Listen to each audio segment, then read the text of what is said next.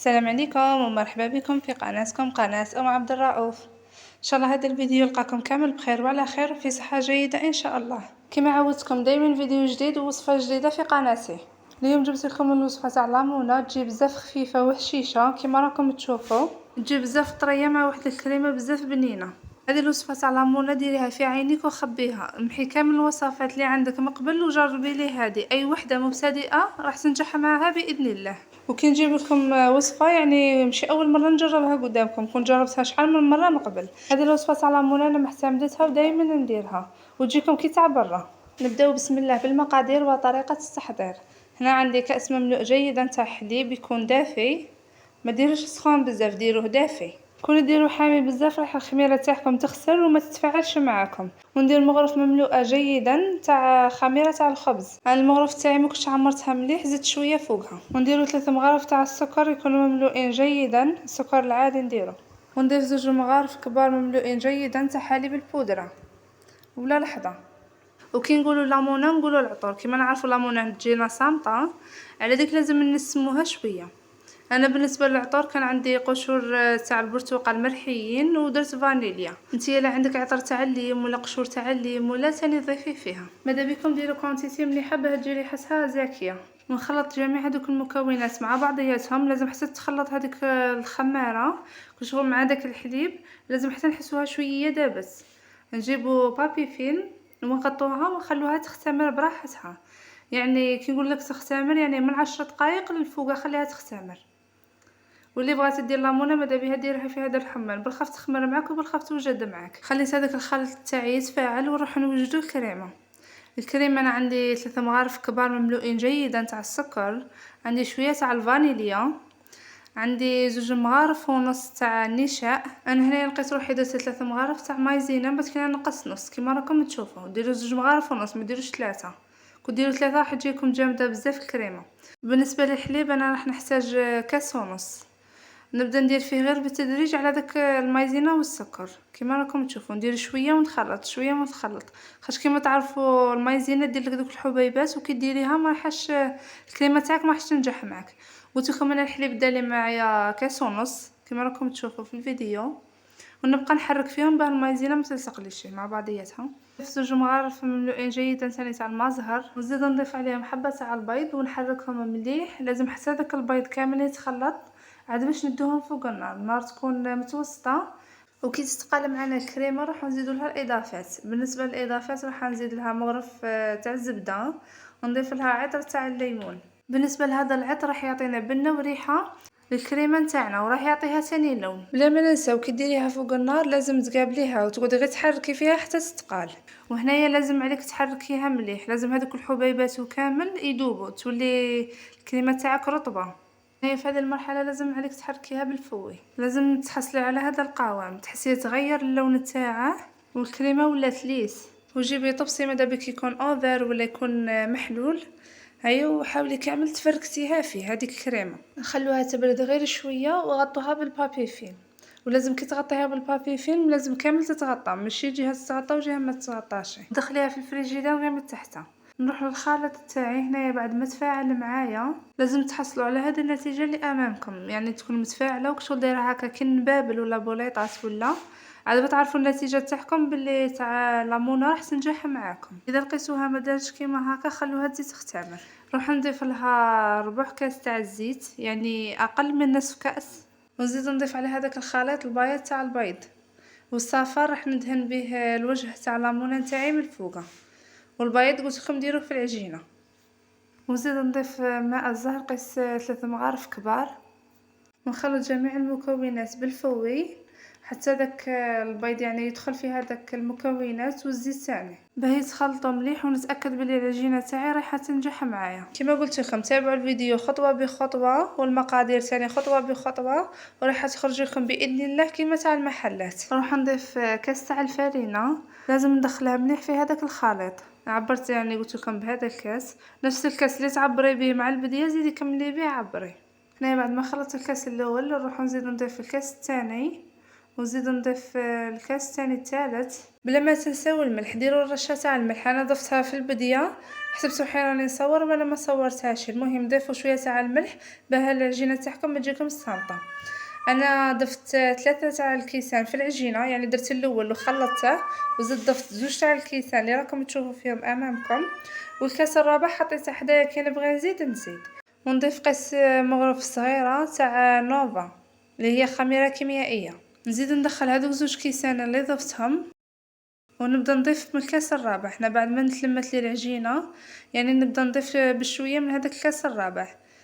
يعني بالنسبه للكاس الرابع انا ما داش مني بزاف، دات معايا قيس ربع تاع الكاس برك. شوفوا شحال بقالي من الكاس الرابع. هنايا كنت تحصلت على العجينه نحطها في سطح العمل وندلكها شويه بيديا شلون نقعد نعجن فيها.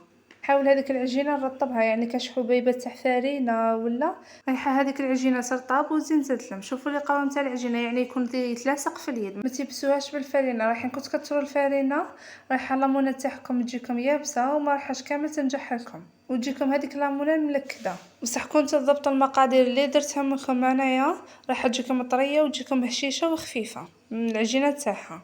هي كامل الصح في العجينه. هنايا نروح لهذاك الاناء اللي كنت حاطه فيه نضيف فيه شويه زيت ونعاود نرجع فيه العجينه وندير له بابي فيم من الفوقه. لازم كامل نغطيها باه الهواء ما يدخلهاش ونخليها تختمر براحتها ونزيد نغطيها بسربيته. هنايا هادو اليامات الحمار راه بزاف يعني بلا ما تغطيها رايحه تطلع معاك بالخف. اذا ما ولاتلكش العجينه كيما هكا وطلعت معاك وخمرت عارفه بلي لامونه تاعك غير ناجحه. بصح اذا طلعت لك كيما هكا واختمرت عارفيها من البدايه بلي راهي ناجحه العجينه تاع اللامونه تاعك. قلعيها من البول تاعها وحطيها في سطح العمل.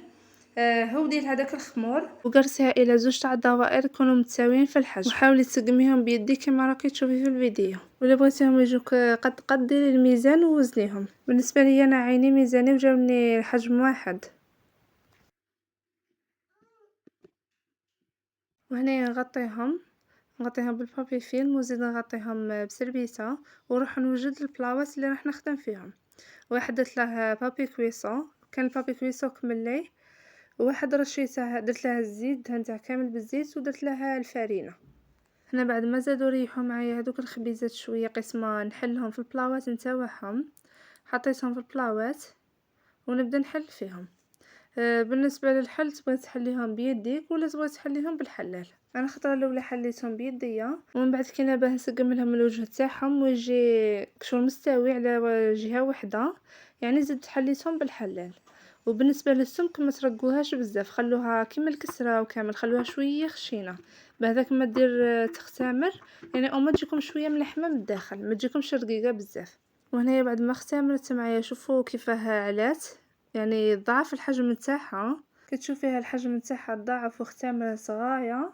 نجيب هذاك الصفار تاع البيض نضيف عليه قيس 2 مغارف تاع الحليب ونضربهم مليح ونبدا نمشي في الوجه نتاع العجينه. يعني كامل لازم تدي حقها من هذا الصفار تاع البيض وكي تقعدوا تدهنوا فيها من الفوق غير بشويه ودهنوها يعني ما تضغطيش عليها حتى العجينه تهود غير بشويه وحاولي تدهنيها كامل ما من الاطراف ودهنيهم منها كما راكم تشوفوا كلشي راه موضح في الفيديو.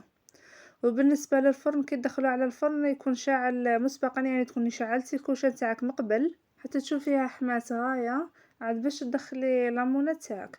وكي تدخليها نقصي لها تزيد تكمل تطلع وطيب لك على راحتها. كيما راكم تشوفوا قلت لكم لازم كامل تدهنوها في الاطراف في الوسط وتدخلوها في الكوشه طيب باه كي تحمر تعطيكم ديك التحميره الشابه. وهنايا كي قربت الطيب لي كي شعلت على الكوشه من الفوقه بديت ندهن في الحبه الزوجه باه كي تحمر لي هذيك من الفوقه والطيب نخرجها وندخل هذه تكون واجده. شوفوا لي الله يبارك كيف حمرت يعني حمرت كامل على جهه واحده ومن تحت ثاني راح نوريكم كيف حمرت يعني الله يبارك طيبتها لي غايه. ومن الليمونه تاعي جات الله يبارك طالعه ما جاتش هذيك الليمونه الرقيقه. وبالنسبه للليمونه انا حتى غدوه من داك باش خدمتها هي كي تبغي تخدم بارده ما تكونش حاميه وتتخدمي فيها غطيها بسربيته ولا ودسيها وغدوه من داك وخدميها.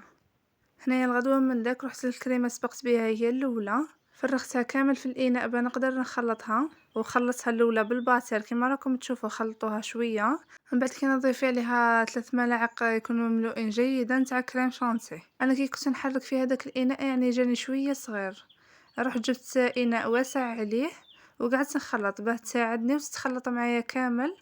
كريم شونتي لازم عليكم ديروها لهذه الكريمه، لاخاطش ما ديروهاش راح تطلق لكم الكريمه الماء ولامونه تاعكم تطرى، ما غاديش تجيكم مليحه. لازم عليكم قلت لكم ديروا كريم شونتي، وكي ديروا الكريم شونتي لازم تخلطوا مليح بالباتر باه يضاعف الحجم تاع الكريمه. شوفوا لي الله يبارك اللامونه كيف خرجت خفيفه وهشيشه. انا كنت قسمتها على زوج بالخدمه تاع المنشار، هو اللي راح يساعدك باه تحليها. وعمرت هذيك الكريمه في لابوش ومشيتها كامل في الوسط كيما راكم تشوفوا، باه كي تجي تاكلي يعني ماشي جهه تلقاي فيها وجهه ما تلقايش فيها، لازم كامل تلقاي فيهم. ونزيدو نمشوها تاني بالكوبات. هنايا بعد ما عمرتها كامل بهذيك الكريمه نروح نجيب الطبقه الزاوجه ونحطها فوقها. هنايا رحت للحبه الزاوجه ثاني راح نقسمها معاكم باه تشوفوها ثاني كيفها جات حتى هي. هنا قلت لكم لازم تستعينوا بالخدمه تاع المنشار وتقطعوا بها. شوفوا الله يبارك كيفاه جات متقبه، جات خفيفه، يعني قلت لكم راح تجيكم كي تاع المحلات وراح تكون معاكم ناجحه 100% من اول تجربه. هنايا ما درتهاش في لابوش، هذه الكريمه اللي بقات لي فرغتها كامل في لامونه. انا هذه الطريقه ساعدتني على اني نديرها في لابوش. وبديت مشي قلت لكم بها بالكوبات، حاولي توزعيها كامل بالتساوي. وبالنسبه للكريمه انا من الخطره الاولى قسمتها على زوج، يعني كيما لازم ديري في الحبه الاولى لازم ديري في الحبه الزوجه، ماشي الاولى تكثري فيها والزوجه ما تخليلهاش، لازم مع البديه تقسميهم على زوج. وراح نجيب نص هذاك الزاوج ونلصقها معاها. تجيبوا هذاك النص الزاوج ما تضغطوش غير بشويه وحطوه.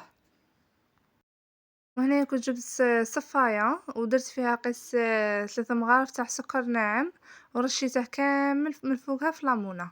ما تقولوش راهي زعما بارده ما غاديش يلصق ولا راح يلصق معكم بكل سهوله. رشيت الحبه الاولى لازم كامل ترشوها في الاطراف في الوسط، ورحت ثاني رشيت الحبه الزوجه. وهنايا في الاخر شوفوا الله يبارك كيف خرجت معايا. صدقوني انها خرجت طبق الاصل عن تاع المحلات، يعني ما كاش فرق بينها وبين تاع المحلات. غير جربوها على هذه الطريقه وراح تنجح معكم باذن الله. ونروحوا للتقسيم. الخطره الاولى نقسمها على 4 ونزيد نقسمها على 8. دائما كي تجوا تقسموا قسموا بالخدمه تاع المنشار، هو اللي راح يخليها لكم يحافظ لكم على الشكل تاعها، ما راحش يخسرها. هنا بعد ما قسمتها جيت نوري لكم قطعه منها. شوفوا لي الله يبارك ديك الكريمه، شوفوا لي الله يبارك ديك الخفه، شوفوا ثاني كيفاه جات متقبه، جات قلت لكم خفيفه مليحه تحضريها لضيافك ولا تحضريها لولادك تفرحيها بيهم، ولا كيما دروك في نهايه السنه يبغوا ثاني يدوا معاهم الدراري الكاطو للمدرسه تقدري تحضريها له وتفرحيه بيها. ومام سهله واقتصاديه قلت لكم ما فيهاش يعني مقادير بزاف، غير مكلفه. وقطعت لي الله يبارك كميه ما شاء الله. اللي وصل معايا لهذه المرحله من الفيديو ما تنسونيش خواتاتي بالدعم للقناه والاشتراك والبارطاج مع الاصدقاء والاحباب، وجزاكم الله كل خير. وكي تجربوا وصفه من الوصفات اكتبوا لي في التعليقات. وهنا وصلت معكم لاخر فيديو، ما بقى لي غير نقول لكم تهلاو في رواحكم، نتلاقاو في وصفات جدد وروتينات جدد. سلام.